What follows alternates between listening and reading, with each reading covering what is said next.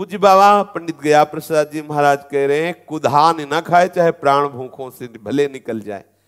कई दिनों के भूखे, प्राण विकल हो रहे, मर जाएंगे, लेकिन हम कुधान्य नहीं खाएंगे, हम गंदा भोजन नहीं करेंगे, जो हमारी बुद्धि को प्रिया प्रीतम से विलग कर दे, हम ऐसा भोजन नहीं करेंगे।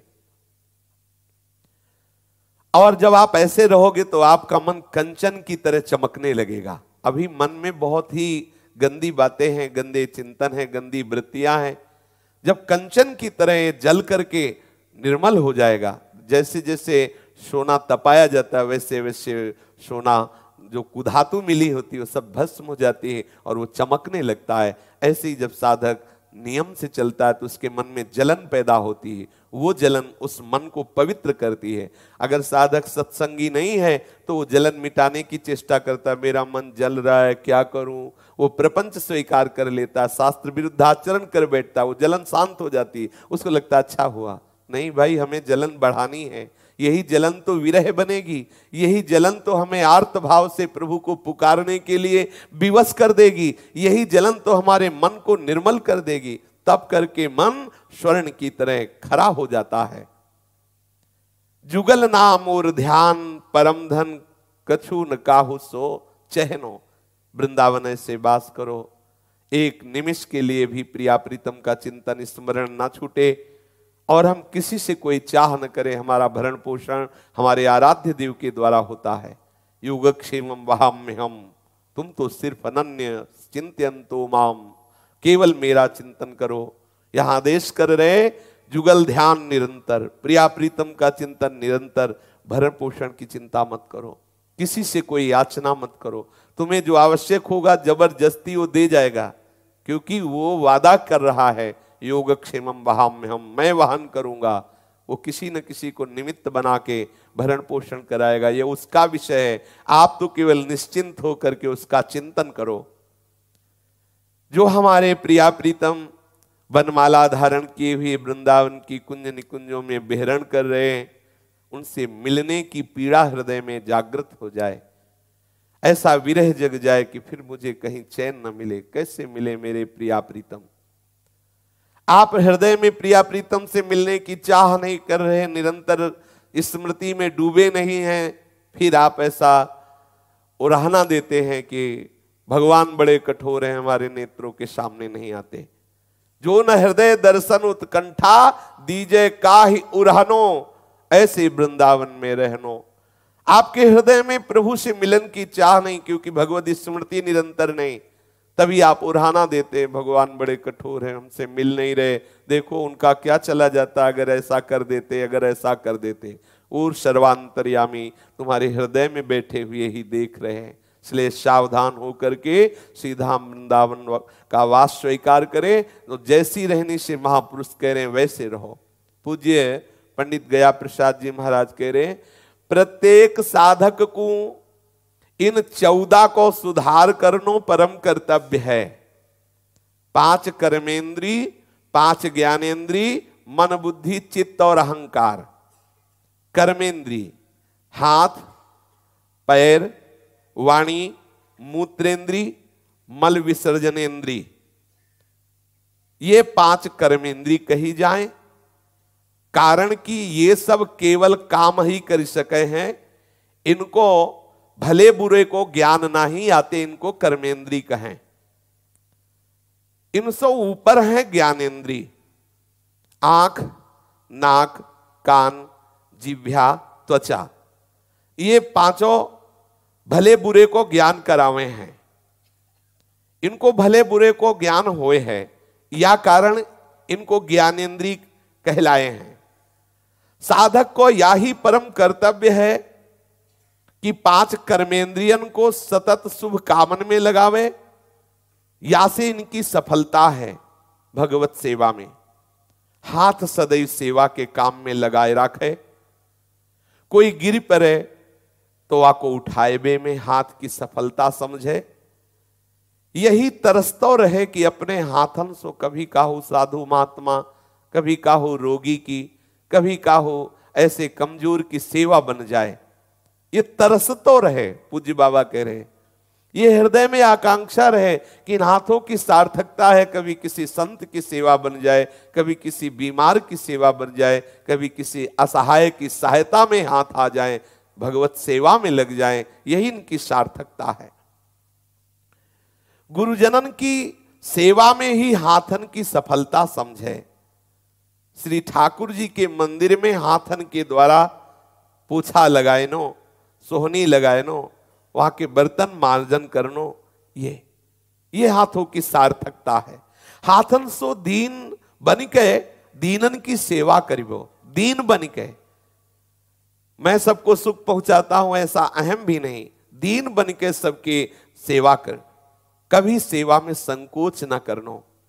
कैसी भी सेवा हो भाग्य, यदि कोई मल भरा हुआ पड़ा हुआ है, रोगी शरीर है, और हमें कभी सौभाग्य मिले कि हम उसके मल धोएं, साफ करें, उसे दवा पवाएं, हाथ पैर दबा के उसे शयन, ऐसा कोई भी हो, वो चाहे वैष्णव हो चाहे वैष्णव, कोई भी जीव, सेवा भावना हर जीव की, ये भाव, कुत्ते की भी यदि सेवा करने का अवसर मिले तो कर दे। वहीं आपको देखो, उसी के आशीर्वाद से आपका भगवत मार्ग पुष्ट हो जाएगा। सेवा किसी भी जीव की कहीं भी अवसर हो चूकना नहीं चाहिए। यही भावना बनावे कि आज तो हाथ भय सार्थक, आज हाथ सार्थक भय। जब किसी के मल धोने का अवसर मिल जाए, किसी के ऐसे जो कोई सेवा ना करना चाहता हो, वो मुझे सेवा मिले, ऐसा। भाई जी महाराज के चरित्र में आता है कि एक को टीबी थी, इतनी भयानक थी कि परिवार के लोगों ने भी छोड़ दिया, ना अर्थ सेवा की और ना शरीर सेवा की। अरे संसार बड़ा स्वार्थी है, जब समझ में आ जाएगा ना कि हमारे काम का नहीं रहा, तो वो पैसे दे के इंजेक्शन लगवा देगा कि राधे राधे छुट्टी करवाओ, काहे को पैसा खर्चा करवाओ। ये सब देखी हुई बातें हैं। जब समझ में आ जाता है कि अब ये हमारे काम का नहीं रहा, तो वो देवी देवता मनाते हैं कि मर जाए, और ऐसे उसे छोड़ देते हैं। भाई जी महाराज से कई उपासकों ने कहा टीबी बहुत खतरनाक रोग है, ये खखारता है, थूकता है। अरे भाई जी ने कहा तुम कैसी बात करते हो, इसकी सेवा में कोई नहीं। उसे लाए, अपने यहाँ रखा, उसकी सम्यक सेवा की। और सब लोगों ने कहा कम से कम आप मुख में वो बांध लीजिए, ऐसे जो बांधा जाता है। भाई जी ने कहा रोगी की सेवा करने के लिए बांधा जाता है, प्रभु की सेवा के लिए नहीं। ये मेरे प्रभु पधारे हैं, ये भावना, कहीं कुछ नहीं बिगड़ा। मेरे प्रभु पधारे, मुझे सेवा का अवसर दिया है रोगी का स्वांग करके, ऐसी भावना। और मेरे हाथ आज सार्थक हुए। सच्ची मानिए, सेवा में बहुत आनंद की अनुभूति होती है। यदि भगवत कृपा से कभी ऐसा अवसर मिल जाए, किसी दीन अनाथ, किसी संत महात्मा या किसी जीव की जिसकी कोई सेवा न करता हो, तो आप समझो आज हाथ होना सार्थक हो गया, आज हमारा जीवन सार्थक हो गया, किसी की सेवा में लगा। श्री भागवत जनन की सेवा, जो भक्त जन है, कभी कोई सेवा में, आजकल अनुभूति विषय इसीलिए हमें नहीं हो रहा भागवतिक, न किसी संत की सेवा का चाव है, क्योंकि हम ही संत हैं इतने महान। हमें यही रहता है कि हम ही सबसे, हम तो, मतलब पूछो मत, ऐसे अहंकार देवता का पोषण हो रहा है, जबकि ये मार्ग है अत्यंत दैन्यता का। तृणादपि सुनीचेन, ये मार्ग है अमानिना मान देने। और यहाँ स्वयं हम अपने को बहुत बड़ा संत मानते हैं, बहुत बड़ा साधक मानते हैं। कैसे भगवत मार्ग का प्रकाश हो।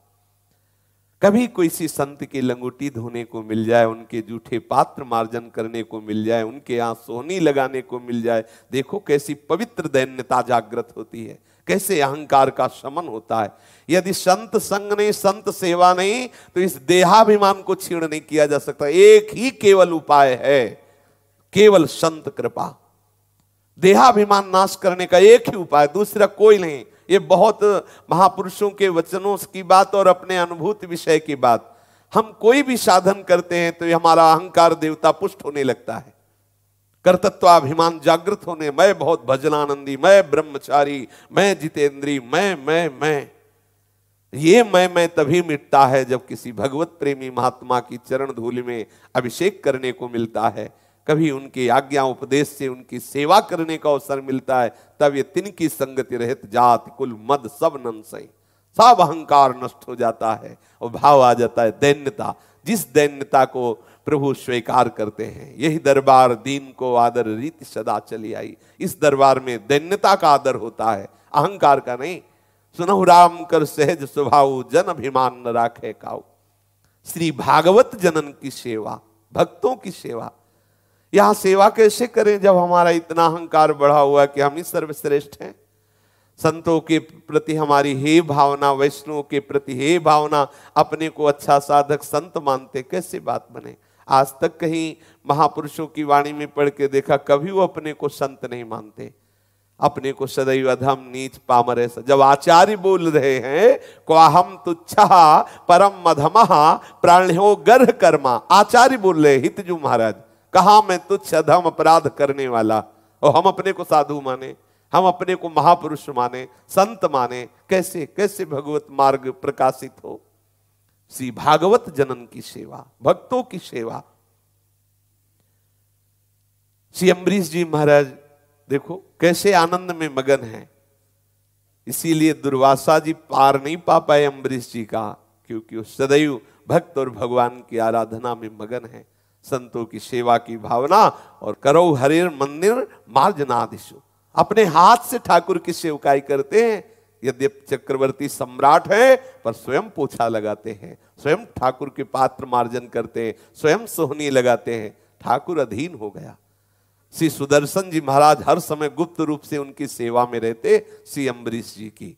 और केवल अम्बरीश जी की नहीं, हर शरणागत की सेवा में रहते हैं। वो भगवत पार्षद हैं, पर हमारे हृदय में यदि अहंकार होगा तो फिर नहीं। देखो दुर्वासा जी भी तो भजनानंदी महात्मा है, कोई साधारण थोड़ी है।